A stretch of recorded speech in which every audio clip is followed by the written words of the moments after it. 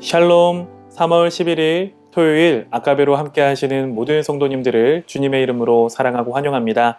오늘 함께 나누실 하나님의 말씀 마태복음 19장 13절에서 30절까지의 말씀입니다. 우리가 어제까지 함께 살펴본 마태복음 19장의 앞부분에서는 예수님께서 갈릴리를 떠나 유대 지역으로 향하신 장면을 살펴보았습니다. 그곳에서 예수님께서는 이혼에 대해 교훈하시는 모습을 보여주셨죠. 그래서 오늘 13절을 보니까 이제 바로 그때에 라고 말하면서 사람들이 어린아이들을 예수님께로 데리고 오는 장면이 등장합니다. 그리고 자기의 아이들의 머리에 손을 얹고 기도해 줄 것을 사람들이 요청하고 있습니다. 이 모습을 보고 있었던 제자들은 그들을 말리며 꾸짖었다라고 말을 하는데요. 이 꾸짖었다라는 말의 원어적 의미를 보니까 우리 앞서 17장 18절에서 예수님이 귀신 들린 아이의 그 귀신을 쫓아내실 때의 꾸짖음과 같은 단어로 사용되었습니다. 그러니까 제자들이 그들을 꾸짖었던 그 꾸짖음이 굉장히 엄하고 심하게 꾸짖었다라는 것을 알 수 있는 것이죠. 예수님 당시에 그 유대 사회에서는 이 여성과 특히 어린아이들은 하나의 소중한 인격체로 존중받지 못했던 시대였습니다. 실제로 인구조사를 할 때에도 이 어린아이들은 술을 셈하지 않았습니다. 자, 그런데 예수님은 지금 달랐습니다. 예수님은 이런 어린아이들에게 특별한 관심을 기울이셨는데요. 14절과 15절의 말씀, 어린아이들을 용납하고 내게 오는 것을 금하지 말라. 천국이 이런 사람의 것이니라. 그들에게 안수하시고 거기를 떠나시니라 라고 말씀하십니다. 자, 이 짧은 구절을 통해서 예수님께서는 지금 천국에 들어가는 자가 누구인지를 제자들과 또 이 말씀을 받고 있는 우리들에게 알려주고 계십니다. 바로 천국은 어린아이와 같은 자들이 들어갈 수 있는 곳이다 라는 것이죠. 여러분, 이 어린아이의 특징하면 무엇이 먼저 떠오르십니까? 어린아이는 사실 고집스럽고 때로는 순종하지 않는 모습들을 보여줍니다. 자, 어린아이의 특징하면 철저히 부모 의존적이다라는 것을 꼽을 수 있습니다. 어린아이는 부모 없이는 살아갈 수 없기 때문에 부모를 철저하게 의존하고 의지하는 것, 그것이 바로 어린아이가 보여주는 특징이죠. 자, 하나님 나라에 들어가는 사람도 마치 이와 같은 자가 들어갈 수 있다는 것을 예수님이 말씀하시는 겁니다. 마치 어린아이처럼 철저하게 하나님을 의지하는 사람, 그 사람만이 천국에 들어갈 수 있다라고 예수님이 알려주고 계십니다. 앞서 마태복음 5장의 팔복의 첫 번째 내용을 보면 이런 복이 있었습니다. 마태복음 5장 3절에 심령이 가난한 자는 복이 있나니 천국이 그들의 것이미요 라고 예수님 말씀하셨습니다. 여기서 이 가난하다라는 말의 의미가 바로 의존적이다, 의지하다라는 의미입니다. 누구를 의지합니까? 바로 하나님을 의지하는 자입니다. 왜냐? 하나님의 부재로 인해 내 인생에 느껴지는 영적인 곤고함과 가난함을 인식한 자만이 예수 그리스도를 철저하게 의지하기 때문에 그렇습니다.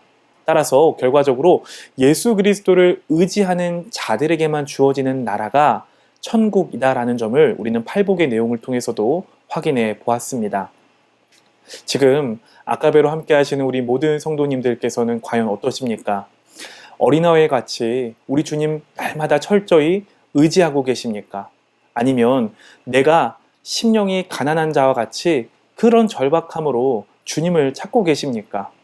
우리의 신앙의 목적이 이 세상이 아닌 저 천국에 있음을 기억하며 우리 주님을 더욱 의지하는 여러분 되시기를 축복합니다.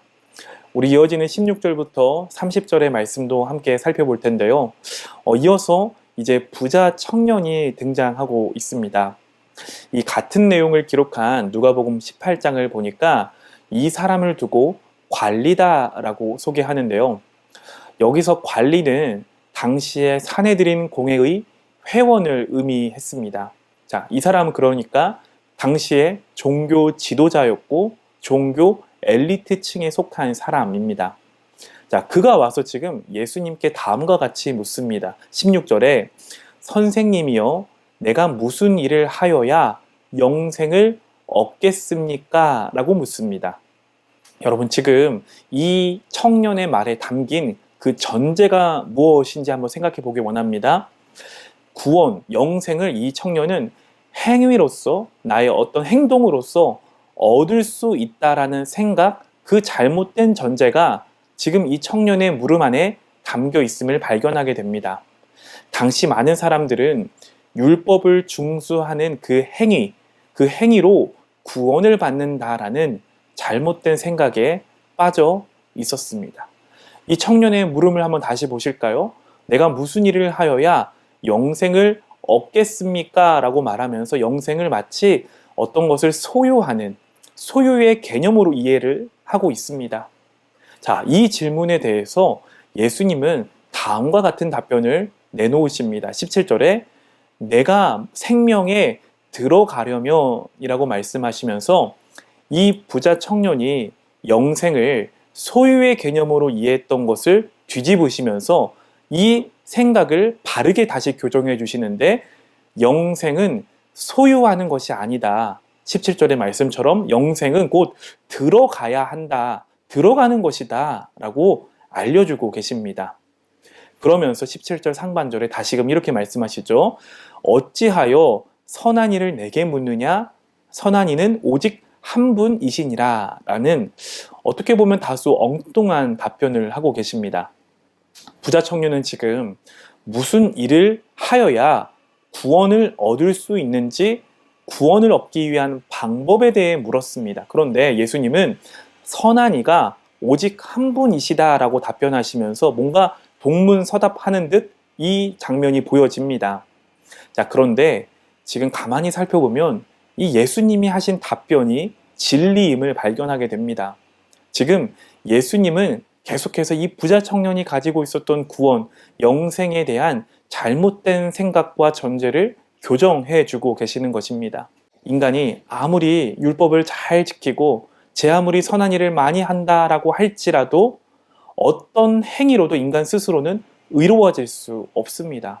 따라서 구원, 이 영생이란 인간의 선한 행위로 얻어지는 것이 아니라 선한 분, 오직 한 분이신 그 선한 하나님 아버지의 뜻과 그분의 계획 아래에서만 주어지는 것임을 이 부자 청년에게 예수님께서는 교훈하고 계시는 것이죠.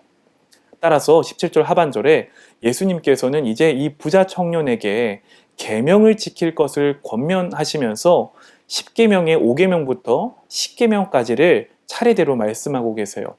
청년은 이 예수님의 말씀을 듣고 20절에 이 모든 계명을 잘 지키고 있었다라는 것을 아주 자신 있게 답변합니다. 그러자 예수님은 이 청년을 향해 두 가지를 더 요구하십니다. 우리 21절의 말씀 한번 보겠습니다. 21절, 예수께서 이르시되 내가 온전하고자 할진대 가서 내 소유를 팔아 가난한 자들에게 주라. 그리하면 하늘에서 보화가 내게 있으리라. 그리고 와서 나를 따르라 하시니. 아멘. 지금 예수님이 청년에게 무엇을 요구하십니까? 첫 번째, 가서 너의 소유를 팔아 가난한 자들에게 나눠주어라. 그 두 번째, 와서 나를 따르라. 주님을 따르라 라고 요청하고 계세요. 사실 이 예수님의 요청 안에는 부자 청년이 가진 그 문제를 이 수면 위로 드러내놓는 예수님의 그 의도가 담겨 있으십니다. 지금 이 청년의 문제가 무엇이었습니까? 지금 이 청년은 아마 지금까지 이 청년이 살아오면서 이 청년의 주변에는 가난한 사람들이 많았을 것입니다. 자, 그럼에도 그는 재물에 대한 욕심이 커서 그 주변에 있는 가난한 사람들을 외면하면서 살아왔던 것입니다. 겉으로는 내가 하나님의 율법, 모든 계명을 지키며 말씀대로 살아온 것처럼 보였지만 정작 이 청년의 마음 안에는, 그 마음의 왕의 자리에는 재물이 우상에 앉아 있었던 것을 문제로 드러내놓고 계시다라는 거죠. 만일 이 청년이 진정으로 하나님을 사랑했던 자라면 그는 이 재물에 연연하지 않았을 것입니다. 예수님께서는 이런 청년의 영적인 위선, 이 청년의 허를 찌르시면서 그가 의지하고 있는 이제 이 재물을 포기하고 재물보다 더 소중한 것 바로 나, 예수 그리스도를 의지하고 따르라 라고 말씀하고 계십니다. 마치 앞서 살펴본 것처럼 어린아이가 이 세상의 것이 아닌 예수 그리스도를 더욱 의지하고 부모를 더욱 의지하는 것처럼 예수 그리스도를 더욱 의지하는 자만이 하나님 나라에 들어갈 수 있는 자이기 때문에 예수님은 이 청년에게 더 소중한 것, 더 가치 있는 것이 있다라고 알려주고 계시는 것이죠.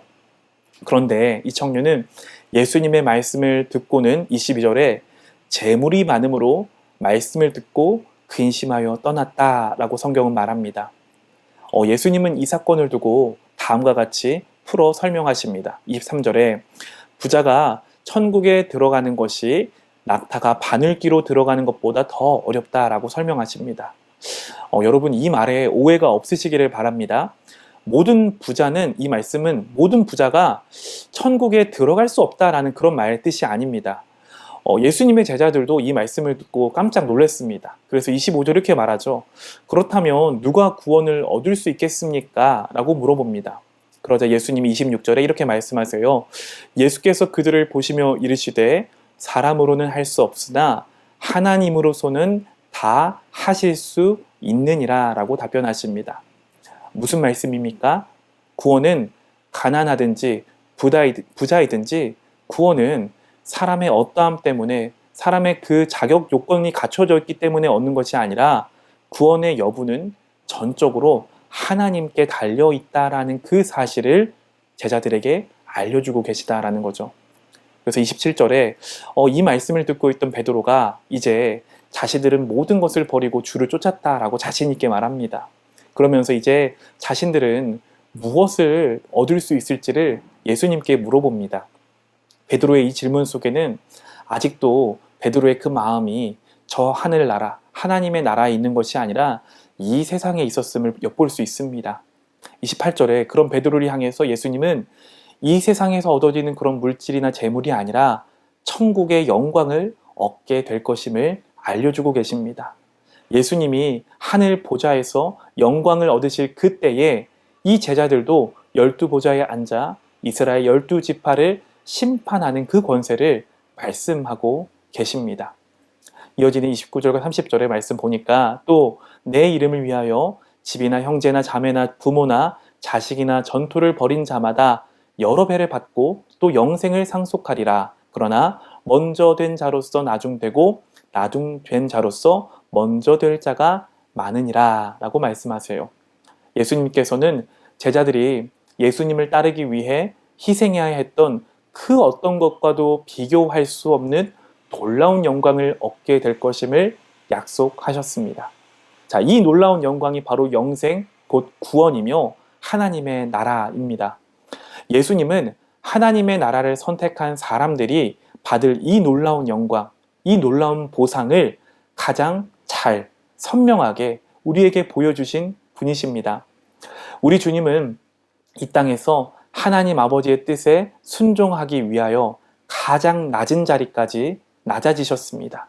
심지어 십자가에 매달려서 죄인과 같이 아주 참혹한 죽음을 맞이하시는 그 자리까지 내려가셨습니다. 그러나 하나님께서는 예수님을 다시 살리시며 그분을 온 세상의 왕으로서 심판주의 자리로까지 끌어올려 주셨습니다. 자, 가장 나중이 되셨던 분께서 가장 먼저 되신 분이 되신 것입니다. 마찬가지죠. 예수님을 믿고 그분을 따르는 제자의 삶이 때로는 이 세상에서 보았을 때에 초라해 보일 수 있습니다. 그러나 진정으로 예수님을 믿고 따르는 제자들은 우리 주님이 이 땅에 다시 오실 때에 복된 구원의 자리, 영생의 자리로 끌어올림을 받게 될 것이다. 우리 주님이 오늘 이 말씀을 통해 약속하고 계시는 겁니다. 자, 따라서 이 진리를 믿는 신자라면 이 세상이 말하는 물질적인 풍요나 높은 지위나 명성을 의지하지 않고 또 거기에 소망을 두지 않습니다. 세상은 그것을 가진 사람들을 특별하다라고 말할지 몰라도 이 영적인 비밀에 눈을 뜬 자들은, 신자들은 거기에 마음을 빼앗기지 않습니다. 천국은 어린아이들과 같이 주님을 철저히 의지하는 자들의 것이기 때문이죠. 오늘 하루 천국을 향한 여러분의 영의 눈과 영의 귀가 활짝 열려지는 축복이 각 10년 가운데 임하기를 축복합니다. 세상의 것이 아니라 세상이 줄 수도 없고 세상이 알 수도 없는 그런 것에 마음을 온전히 쏟아내시는 여러분 되시기를 축복합니다. 그래서 우리를 제자로 부르신 예수님을 어린아이처럼 의지하고 따라가는 저와 여러분의 하루 되시기를 우리 주님의 이름으로 간절히 축복합니다. 함께 기도하겠습니다. 살아계신 하나님, 오늘도 주님의 말씀을 우리에게 허락하여 주시니 감사합니다. 하나님, 우리가 이 세상을 살아가며 저 천국을 바라보는 믿음으로 살아가게 하여 주시옵소서. 그리하여 어린아이가 부모를 간절히 찾고 의지하는 것처럼 우리 주님을 날마다 간절히 찾고 의지하며 하늘의 모든 소망을 두고 살아가는 주님의 제자들로 이 땅을 살아갈 수 있도록 우리의 삶을 친히 인도하여 주시옵소서. 감사하며 이 모든 말씀 살아계신 예수 그리스도의 이름으로 간절히 기도합니다. 아멘. 오늘도 주신 말씀을 붙들고 승리한 하루 보내시기를 축복합니다.